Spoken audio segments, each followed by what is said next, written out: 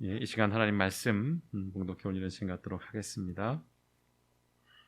오늘 말씀은 창세기 22장 1절에서 14절까지의 말씀입니다. 창세기 22장 1절에서 14절까지의 말씀, 아브라함과 이삭의 이야기인데요.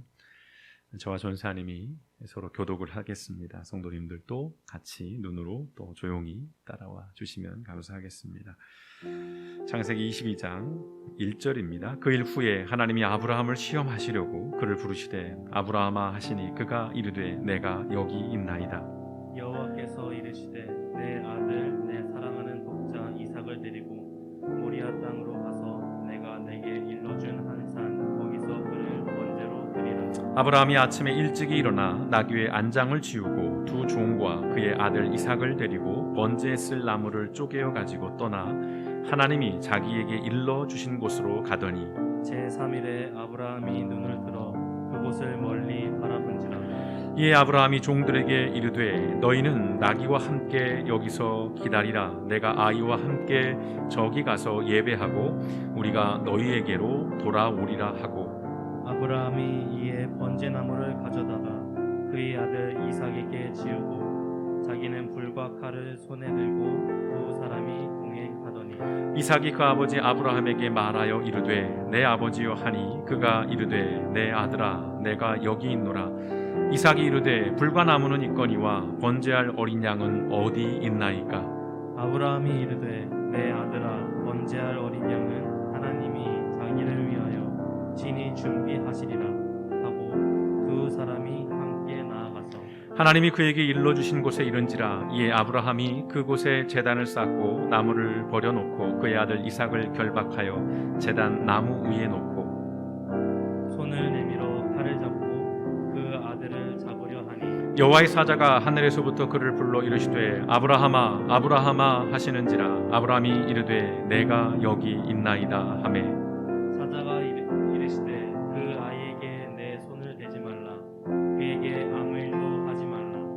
내가 내 아들 내 독자까지도 내게 아끼지 아니하였으니 내가 이제야 내가 하나님을 경외하는 줄을 아노라. 아브라함이 눈을 들어 살펴본즉 한 순양이 뒤에 있는데 뿔이 수풀에 걸려 있는지라. 아브라함이 가서 그 순양을 가져다가 아들을 대신하여 번제로 드렸더라. 아브라함이 그 땅 이름을 여호와 이레라 하였으므로 오늘날까지 사람들이 이르기를 여호와의 산에서 준비되리라 하더라. 아멘. 좋으신 아버지 하나님, 오늘 다시 한번 말씀 앞에 섭니다. 아버지 하나님, 오래된 이 말씀이 오늘 우리 시대에 어떠한 의미이고 또 우리의 삶에 어떠한 적용으로 또 어떠한 실천으로 나가야 하는가를 이 시간 함께 고민하며 성령의 음성으로 듣기를 원하오니 우리의 생각과 마음들을 주장하여 주시기를 원합니다. 특별히 말씀을 전하시는 김용준 사님, 그 입술 가운데 우리 성령께서 함께하여 주시어서 담대하게 전하게 하시고 또 생명의 말씀으로, 능력의 말씀으로 우리의 삶에 변화를 주는 말씀이 되어질 수 있도록 전사님을 붙드시고 또한 사용하여 주시고 하나님의 말씀으로, 하나님의 음성으로 듣고 이 한 주간 이 말씀을 붙들고 나아갈 수 있도록 하늘의 하나님께서 우리 모든 공동체 가운데 은혜를 덧입혀 주시옵소서. 오늘도 귀한 예물을 하나님 앞에 올려드립니다. 드려진 예물마다 기억하시고 아버지 하나님 앞에 정직함으로 드린 예물을 통해서 하늘의 복을 넘치도록 받는 믿음의 백성들이 되어지고 가정들이 되어지고 그 사업장과 직장이 되어질 수 있도록 우리 하나님께서 한 주간도 지키시고 또한 선하게 인도하여 주시옵소서. 모든 영광 우리 하나님 받으시기를 소망하오며 모든 말씀 일관하신 예수님의 이름으로 감사하며 기도드렸습니다. 아멘. 예, 이 시간 우리 김용준 사님 나오셔서 내가 이제야 내가 하나님을 경외하는 줄을 아노라 라는 제목으로 말씀을 전해주시겠습니다. 우리 김용준 사님은 지금 대전의 한남대에서 구약학 박사과정에 있습니다. 구약 전공자이고 전문가입니다. 특별히 오늘 이 창세기 이 이삭 이야기를 통해서 오늘 우리가 많은 또 하나님의 음성을 듣는 그런 시간이 될 수 있으면 좋겠습니다. 항상 이제 부사역자분들, 전사님들이 설교를 하실 때 좀 저 역시도 그런 부담들을 갖게 되는데 1년에 뭐 한 번이나 두 번 정도 말씀을 전하시기 때문에 참 부담도 많이 되고 또 덜 어느 경우에는 평가 아닌 평가를 받는 이런 분위기가 형성이 됩니다. 그런 마음들을 싹 감춰주시고 응원하시면서 하나님의 말씀으로 같이 듣고 또 은혜 받는 시간 될 수 있으면 좋겠습니다. 우리 전사님 나오실 때 여러분 격려와 응원의 박수로 맞아주시면 감사하겠습니다. 나오시겠습니다.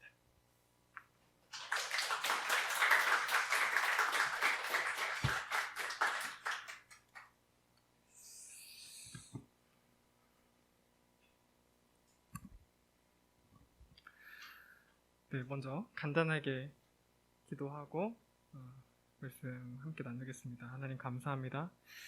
오늘 이 부족한 중 들어서 쓰실 때에 사람의 말은 제하여 주시고 오늘 우리가 하나님께서 우리에게 주시는 그 마음을 듣는 귀한 시간이 될 수 있도록 이 종의 입술을 사용하여 주시옵소서. 감사합니다. 사랑의 만하신 우리 주 예수 그리스도 이름으로 기도합니다. 아멘. 네, 얼마 전 끔찍한 아동학대 사건이 일어났습니다. 천안에서 40대 계모에 의해서 9살 남자아이가 7시간 넘게 여행용 가방에 감금되어 발견되었습니다. 이 아이는 의식불명에 빠져 있다가 끝내 숨지고 말았습니다. 또 경남에서 부모에게 학대당한 9살 여자아이가 발견되기도 하였습니다. 당시 온몸에 심한 상처를 입었으며 지속적인 폭력을 당한 것으로 경찰 수사 결과 드러났습니다. 이 아이의 계부는 거짓말한다는 이유로 차마 말할 수 없는 학대를 이 아이에게 해온 것으로 밝혀졌습니다. 아직도 수많은 아이들이 전 세계 곳곳에서 학대를 받고 있습니다. 어른들로부터 죽음의 위기에 처해지는 아이의 이야기를 들을 때 우리는 분노하고 안타까워합니다. 이 아이들을 생각하면 다시 가슴이 아파오고 목회자로서 사역자로서 하나님 앞에 무기력함을 느끼게 됩니다. 이런 사회를 향해 어떤 말을 할 수 있을까 고민스러워집니다. 그런데 우리는 자식을 불태워 번제로 드리는 이야기를 들으면서 오히려 은혜를 받는다고 합니다. 그렇습니다. 오늘 함께 나눌 아브라함과 이삭의 이야기가 그것입니다. 아브라함은 아내 사라에게서 100살의 나이에 이삭을 얻게 됩니다. 얼마 후 하나님께서는 아브라함을 부르셨습니다. 성경은 하나님께서 아브라함을 시험해보고자 하셨다고 합니다. 아브라함에게 말씀하십니다. 이삭을 번제물로 바쳐라. 아브라함은 두 종과 이삭을 데리고 모리아 산으로 향합니다. 아브라함은 아들 이삭과 함께 그 산으로 올라갔습니다. 아브라함이 그의 손에 칼을 들고 이삭을 죽이려 할 때 주님의 천사가 하늘에서 아브라함을 불렀습니다. 천사는 아브라함에게 말했습니다. 그 아이에게 내 손을 대지 말라. 그에게 아무 일도 하지 말라. 내가 네 아들 내 독자까지도 내게 아끼지 아니하였으니 내가 이제야 네가 하나님을 경외하는 줄을 아노라. 아브라함은 숲을 속에 뿔이 걸린 순양을 발견합니다. 그리고 그 양을 번제로 바칩니다. 우리는 이 이야기를 통해서 오랫동안 교회에서 교훈을 들어왔습니다. 바로 자신의 아들도 하나님 앞에서 아끼지 않는 아브라함의 믿음을 본받아야 한다는 것입니다. 그리고 하나님께는 자기의 외아들과 같은 최고의 것을 바쳐야 한다는 헌신의 가르침으로도 듣기도 하였습니다. 그러나 조금은 삐뚤어져 있던 저희 청년 시절에는 이것처럼 이상한 이야기가 없었습니다. 이것은 아동학대가 아닌가. 성경을 보다 보면 우리가 잘 알듯이 당시 가나안 땅에는 자식을 바치는 인신제사가 있었음을 보여주는 말씀들이 있습니다. 먼저 열왕기하 3장 26절에서 7절 말씀입니다. 모압 왕이 전세가 극렬하여 당하기 어려움을 보고 칼찬 군사 700명을 거느리고 돌파하여 지나서 에돔 왕에게 가고자 하되 가지 못하고 이에 자기 왕위를 이어 왕이 될 맏 아들을 데리고 와 성 위에서 번제를 드린지라. 이스라엘에게 크게 경노함이 임함에 그들이 떠나 각기 고국으로 돌아갔더라. 그리고 열왕기하 10장 31절 말씀에도 이와 비슷한 이야기가 있습니다. 아와 사람들은 나파스와 다르닥을 만들었고 스발와임 사람들은 그 자녀를 불살라 그들의 신 아들 암멜렉과 아남멜렉에게 드렸으며. 사실 이러한 인신제사는 고대근동, 서아시아라고 불리는 그것뿐만 아니라 전 세계적으로 벌어졌던 일입니다. 지구 반대편 아즈텍 문명에서는 수많은 인신제사가 그들의 신들을 위해 드려졌습니다. 그들은 인신제사를 드려야 태양이 계속해서 떠오른다고 생각하였고 어린아이들의 눈물과 피가 풍요를 가져다 준다고 생각하였습니다. 문화인류학자들은 원시인류가 처음 지냈던 희생제사는 인신제사였을 것이며 그 주 희생자들은 이방인들, 여자들, 어린아이들이었을 것이라고 말합니다. 어떤 사회에서 저항하지 못하는 가장 약한 자들은 언제나 신의 이름으로 희생당했습니다. 이것은 부와 명예, 풍요와 행복을 얻을 수만 있다면 자식이라 할지라도 기꺼이 버릴 수 있는 인간의 욕망과 광기를 우리에게 보여줍니다. 그러나 하나님은 이러한 모습을 미워하십니다. 성경은 사람으로 드리는 제사, 더 나아가 어린아이로 드리는 제사를 극렬히 혐오합니다. 신명기 12장 31절 말씀은 이렇게 말씀합니다. 당신들은 주 당신들의 하나님을 섬길 때에 이방 민족들이 그들의 신들을 섬기는 방식으로 섬겨서는 안 됩니다. 주님께서는 그들이 신들을 섬길 때 사용하는 모든 의식을 싫어하시고 역겨워하십니다. 그들은 자기들의 아들이나 딸마저도 불에 살라 신에게 바칩니다. 하나님은 다른 신들을 섬기는 방식, 특히 유아 인신 제사를 역겨워하신다고 말씀하십니다. 레위기 말씀에서도 이러한 야훼 하나님의 뜻은 분명합니다. 레위기 18장 21절 말씀입니다. 너는 내 자식들을 몰렉에게 희생 제물로 바치면 안 된다. 그렇게 하는 것은 내 하나님의 이름을 더럽게 하는 일이다. 나는 주다. 이 몰렉이라는 신은 암몬 사람들의 신이었습니다. 몰렉신 제사는 이렇게 행해졌다고 합니다. 노쇠나 동으로 만들어진 소머리 형상을 만들고 그것을 불로 달군 후에 그 동상의 품에 어린아이를 바치는 것입니다. 정말 끔찍한 것입니다. 하나님은 이렇게 제사를 드리는 행위가 하나님의 이름을 더럽게 만드는 일이라고 말씀하십니다. 레위기 20장 2절의 말씀입니다. 너는 이스라엘 자손에게 다음과 같이 일러라. 이스라엘 자손 가운데 어떤 사람이든지 또는 이스라엘에서 나그네로 사는 외국 사람 가운데서 어떤 사람이든지 제 자식을 몰렉에게 제물로 준다면 그를 반드시 사형에 처해야 한다. 몰렉신에게 자식을 바치는 행위는 이스라엘 백성뿐 아니라 이방인이라 할지라도 사형에 처해야 한다고 강력하게 경고합니다. 사실 이스라엘에서도 이러한 제사는 성행했습니다. 흰놈의 아들의 골짜기라고 불리우는 곳에서 몰렉의 유아 인신 제사가 행해졌습니다. 나중에 신명기 성경을 발견하고 옷을 찢으며 회개한 요시야, 그 이스라엘을 개혁한 남유다의 왕 요시야는 이 제사가 행해지던 장소를 무너뜨리고 쓰레기 소각장과 시체 매장지로 회파시켰습니다. 이 장소의 이름 흰놈의 골짜기, 게헨나는 앞으로도 계속 지옥을 뜻하는 단어가 되었습니다. 예루살렘에서 이곳으로 가는 문을 분문이라고 불렀습니다. 배설문의 문이란 뜻입니다. 요시야는 성경에서 다윗의 비견되는 선한 왕으로 평가가 됩니다. 하나님이 이처럼 자식을 제물로 바치는 희생제사를 혐오하시고 심판하십니다. 우리가 다시 아브라함 이야기로 돌아가겠습니다. 앞서 보았듯 하나님은 인신제사를, 특히 자식을 제물로 드리는 인신제사를 극도로 싫어하십니다. 그런데 왜 하나님은 아브라함에게 이삭을 번제로 바치라고 하셨을까요? 이에는 많은 주장들과 설명들이 있습니다. 그러나 저의 결론부터 말씀을 드리자면 하나님은 아브라함이 정말 하나님을 올바르게 경외하는지 알고자 하셨다는 것입니다. 자신의 부와 명예, 풍요와 행복을 위해서라면 얼마든지 자식을 죽이라 명하는 주변의 거짓 신들, 아브라함이 그것을 섬기는 것은 아닌가? 혹은 그와 같이 하나님을 섬기고 있는 것은 아닌가? 하나님은 그것을 알고자 하셨습니다. 또 자신이 그러한 신이 아님을 아브라함에게 알려주고자 하셨습니다.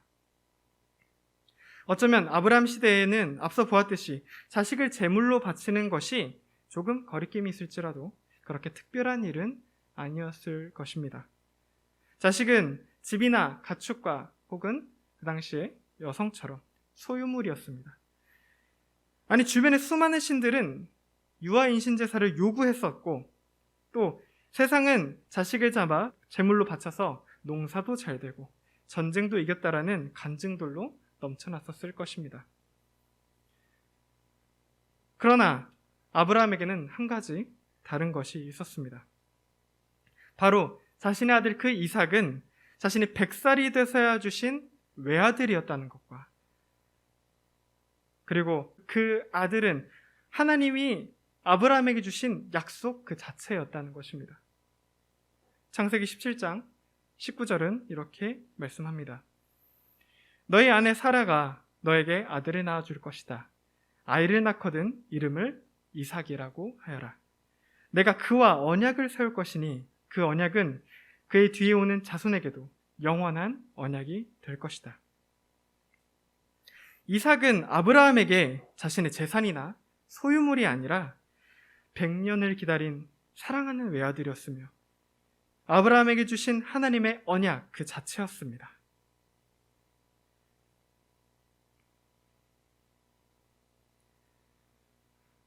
하나님이 이삭을 번제로 바치라 명하신 모리아 땅은 아브라함이 사는 곳에서 사흘길 걸어도 멀리 보이는 아주 먼 곳이었습니다. 100살이 돼서야 얻은 외아들과 함께 그곳으로 가는 아브라함의 마음은 어땠을까요? 하나님에게 어서 빨리 아들을 번제로 드리고 복을 받고자 하는 마음으로 들떴을까요? 아마도 아브라함은 끊임없이 하나님의 약속과 자식을 바치라는 그 명령 사이에서 고뇌하고 고뇌하였을 것입니다. 하나님은 아브라함이 가는 그 사흘 동안 침묵하십니다. 성경을 읽다 보면 아브라함이 그 모든 순간 극도로 집중하고 있다는 것을 발견할 수 있습니다. 성경은 아브라함의 모든 행동을 세세하게 묘사합니다. 종들을 뒤로 물리고 번제에 쓸 장작을 이삭에게 지우고 자신은 불과 칼을 손에 듭니다. 그리고 이삭과 함께 산으로 한 발자국 한 발자국 올라갑니다. 무거운 긴장감은 계속됩니다. 아버지, 그 무거운 공기를 뚫고 불안해진 이삭은 아버지를 부릅니다. 아브라함은 대답합니다. 아들아, 내가 여기 있다. 아들을 향한 탄식과 같은 대답에 이삭은 아브라함에게 묻습니다. 번제로 바칠 어린 양은 어디에 있습니까? 이 말은 비수가 되어서 아브라함에게 꽂혔을 것입니다. 하나님은 분명 이삭을 번제로 바치라 하셨기 때문입니다. 아버지 아브라함은 아들 이삭을 다시 불러봅니다. 아들아. 아브라함은 이삭에게 네가 제물이야 라고 말할 수 없었습니다. 번제로 바칠 어린 양은 하나님이 손수 마련해 주실 것이다. 산 위에 올라간 아브라함은 제단을 쌓습니다. 그리고 이삭을 묶습니다. 성경은 이때 이삭이 어떻게 반응했는지 말하지 않습니다. 조용히 자기의 운명을 받아들였을까요? 아니면 몸부림을 쳤을까요? 아니면 너무 기가 차서 정신이 나가 있었을까요? 그러나 아브라함은 서둘러 이 일을 끝내려 하지 않습니다. 앞에서 보았던 몰렉 제사는 희생당한 아이들의 그 끔찍한 고통을 감추기 위해서 화려한 신상과 불꽃, 북과 꽹과리 소리를 크게 울렸습니다. 하지만 아브라함은 그렇게 하지 않았습니다. 만약 자기 손에 아들이 죽게 된다 할지라도 그 모든 순간의 고통은 아브라함에게 온전히 전해질 것입니다. 아브라함은 그 아픔과 고통을 모두 느끼는 것입니다. 아브라함은 손에 칼을 들고 그 칼끝을 그가 사랑하는 아들에게 천천히 향했습니다. 그 어떤 순간보다도 아브라함은 하나님을 더 간절하게 찾았을 것 같습니다. 그때 하나님의 천사가 그에게 큰 소리로 외칩니다. 아브라함아! 아브라함아! 아브라함은 곧바로 모든 행동을 멈춥니다. 그리고 하나님의 천사에게 대답합니다. 예, 여기 있습니다. 제가 주목하는 것은 이것입니다. 아브라함은 그 위기의 순간에서도 하나님의 음성을 들을 수 있었다는 것입니다. 그 모든 순간에도 자기 자신과 하나님께 집중하고 있었다는 것입니다. 종교적 고향감이나 광기에 사로잡힌 것이 아닌 그 가장 혼란스럽고 고통스러운 순간에서도 자기 자신을 놓지 않고 깊은 하나님의 음성을 들을 수 있었습니다. 아브라함을 멈추게 한 것이 무엇이었을까요? 천사의 화려한 등장이었을까요? 아니면 천사의 웅장한 목소리였을까요? 아브라함을 멈추게 한 것은 바로 하나님을 향한 올바른 믿음이었습니다. 어떤 학자는 이삭을 죽이지 못하도록 한 이 장면을 신앙의 특이점이라, 야훼 신앙의 특이점이라 이야기를 합니다. 하나님께서 그 순간 자기 자신이 도덕적인 유일신 하나님이시라는 것을 드러내셨다는 것입니다.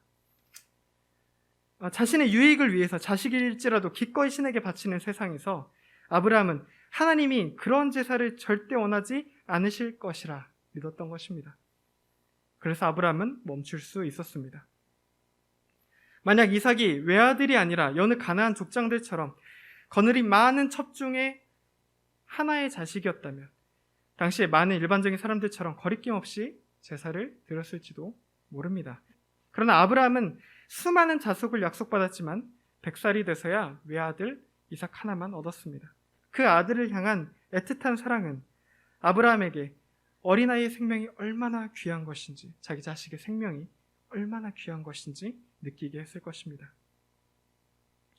힘없고 말할 수 없는 어린아이를 신의 이름으로 바치는 것이 얼마나 끔찍한 일인지 이 이야기는 오히려 우리에게 폭로합니다. 자식을 바치는 제단 그곳에서는 부와 명예, 풍요와 권력도 없으며 가혹한 폭력만이 있을 뿐입니다. 아브라함의 믿음은 세상에서 행해지던 폭주하던 폭력을 멈출 수 있는 믿음이었습니다. 아브라함의 멈춘 칼자루에서 하나님의 천사는 그에게 말합니다. 네가 이제야 하나님을 경외하는 줄 아노라. 아브라함이 경외하는 하나님은 또 우리가 경외하는 하나님은 누구입니까? 하나님은 정의의 하나님이십니다. 하나님은 힘없는 약자를 희생제물로 받으시는 분이 결코 아니라는 것을 알아야 합니다. 누군가 희생되어야만 한다면 하나님은 차라리 자신의 외아들을, 자기 자신을 내어주시는 분이십니다. 그렇다면 하나님을 경외하고 섬긴다는 것은 무엇입니까? 그것은 자식을 바치거나 폭력을 행하거나 누군가에게 희생을 강요하는 것이 아닙니다. 성경은 이미 우리에게 그것이 무엇인지 말씀하셨다고 말합니다. 미가서 6장 6절에서 7절 말씀입니다. 내가 주님 앞에 나아갈 때에, 높으신 하나님께 예배드릴 때에 무엇을 가지고 가야 합니까? 번제물로 바칠 1년 된 송아지를 가지고 가면 됩니까? 수천 마리의 양이나 수만의 강줄기를 채울 올리브 기름을 드리면 주님께서 기뻐하시겠습니까? 내 허물을 벗겨주시기를 빌면서 내 맏아들이라도 주님께 바쳐야 합니까? 내가 지은 죄를 용서하여 주시기를 빌면서 이 몸의 열매를 주님께 바쳐야 합니까? 너 사람아, 무엇이 착한 일인지 주님께서 이미 말씀하셨다. 주님께서 너에게 요구하는 것이 무엇인지도 이미 말씀하셨다. 오로지 공의를 실천하며 인자를 사랑하며 겸손히 내 하나님과 함께 행하는 것이 아니냐. 하나님을 경외하고 예배한다는 것은 공의를 실천하는 것이며 사람을 사랑하는 것이며 겸손하게 하나님과 함께 행하는 것이라고 하나님은 말씀하십니다. 여기서 행하다라는 명사의 의미는 히브리어 원어로 한 발자국 한 발자국 주의 깊게 걷는 모습을 의미합니다. 다시 말해 겸손하게 하나님과 함께 행한다는 것은 아브라함이 칼을 멈춘 것처럼 세상의 시류나 나의 욕망이 아닌 하나님이 어떠한 분이신지 더욱더 살피는 삶을 말합니다. 그리고 또한 언제든 하나님께서 멈추라 하신다면 순종하여 멈출 수 있는 삶을 말합니다. 저는 오늘 저 자신에게 또 함께 예배하는 모든 교회에게 묻고 싶습니다. 우리는 미가서의 말씀처럼 아브라함처럼 하나님을 섬기고 예배하고 있습니까? 혹시 우리의 삶 가운데 세상 흘러가는 관성대로 고민하지 않고 행하는 일들이 혹은 그냥 그렇게 지나가는 일들이 있지는 않습니까? 혹시 우리 아이들에게 다른 사람들이 다 그렇게 하니까 우리도 그렇게 해야 한다 생각하는 것들이 있지 않습니까? 혹시 우리의 행동이 부와 명예, 풍요와 행복을 위해 자식들을 불 가운데로 던졌던 몰렉신 숭배자의 모습과 닮아 있지는 않습니까? 하나님을 향한 믿음은 습관적이며 관성적으로 세상에 휘둘리고 욕망에 사로잡혀 있는 믿음이 아닙니다. 하나님을 섬기고 예배한다는 것은 공의를 실천하는 것이며 사람을 사랑하는 것이며 겸손하게 하나님께 집중하며 사랑하는 것을 말합니다. 공의를 실천하고 사람을 사랑하는 믿음, 하나님이 어떠한 분이신지 알고 늘 주의하며 그 어떤 행동이라도 멈출 수 있는 믿음, 칼자루를 언제든 거둘 수 있는 믿음을 가지고 있냐고 오늘 우리에게 물으십니다. 하나님께서 오늘 우리에게 그러한 하나님을 향한 믿음을 가지고 사느냐고 물으십니다. 그렇게 예배하고 있냐고 물으십니다. 하나님은 어린아이에게 가해지던 학대에 분노하셨습니다. 우리 주님께서도 어린아이를 너무나도 사랑하셨습니다. 이 땅에 학대받는 사람들을 생각합니다. 특별히 어린아이들을 생각합니다. 반복되어 일어나는 폭력에 둔감해진 세상 속에서 오늘 우리 교회가 이 아픔에 더욱 민감하게 반응하길 기도합니다. 학대당하는 자들의 고통에 눈 감지 않는 한국 교회가 되길 예수님의 이름으로 축원합니다. 이 땅의 어린아이들의 아픔에 공감하는 하나님께서 그 아이들에게 주신 꿈과 함께하는 한국 교회가 되길 예수님의 이름으로 축원합니다. 맹목적인 믿음이 아닌 생명을 사랑하시며 불의를 미워하시는 하나님을 향한 믿음이 우리 안에서 더욱 일어나기를 기도합니다. 그리하여 길벗교회를 통해 이 땅 가운데 하나님의 공의와 사랑이 더욱 선포되어지기를 우리 주 예수 그리스도의 이름으로 축원드립니다. 기도하겠습니다.